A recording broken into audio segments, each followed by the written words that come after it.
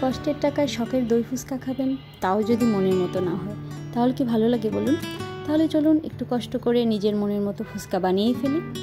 ফুচকা বানাতে লাগবে রেডিমেড কাঁচা ফুচকা, যেটা সুপার শপে পাওয়া যায়, নুডলস ভাজি, একটু চটপটি, যারা আলু পছন্দ করেন না তারা পুরের পরিমাণ বাড়াতে এটা দিতে পারেন। আলু ও ডিম সিদ্ধ করে নিতে হবে।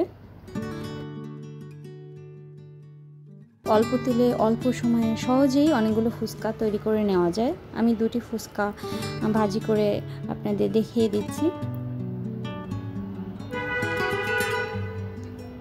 যে কোনো সুপার শপে আপনারা এই ফুচকাগুলো পেয়ে যাবেন।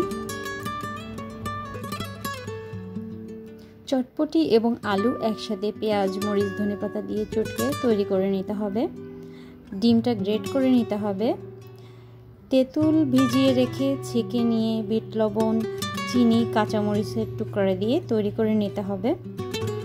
পরিমাণ মতো টক দই নিয়ে তার মধ্যে পরিমাণ মতো চাট মশলা, বিট লবণ এবং চিনি দিয়ে ফেটিয়ে তৈরি করে নিতে হবে। দই ফুচকায় দই হলো প্রধান উপকরণ, তো এটা টেস্টি হওয়া অনেক জরুরি।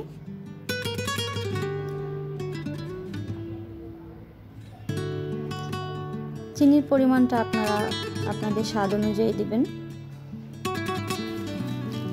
এবার নিজের মনের মতো করে ফুচকাগুলো সাজিয়ে নিতে হবে। ভেতরে পুর দিয়ে কাঁচা পেঁয়াজ, ধনেপাতা, কাঁচামরিচ, শসার টুকরা দিয়ে তারপর দই দিয়ে দিতে হবে। আমি এখানে শসার টুকরা দিইনি, আপনারা দিতে পারবেন, তাতে আরও স্বাদ বাড়বে। সবশেষে নুডলস ভাজি ওপরে ছিটিয়ে দিতে হবে। নুডলস ভাজির পরিবর্তে নুডলস ভাজির মতো দেখতে যে চানাচুরগুলো বাজারে পাওয়া যায় সেটাও দিতে পারবেন। তো তৈরি হয়ে গেল মজাদার দই ফুচকা, যা আপনি তেঁতুলের টক দিয়ে আরাম করে খেতে পারবেন। ধন্যবাদ সকলকে।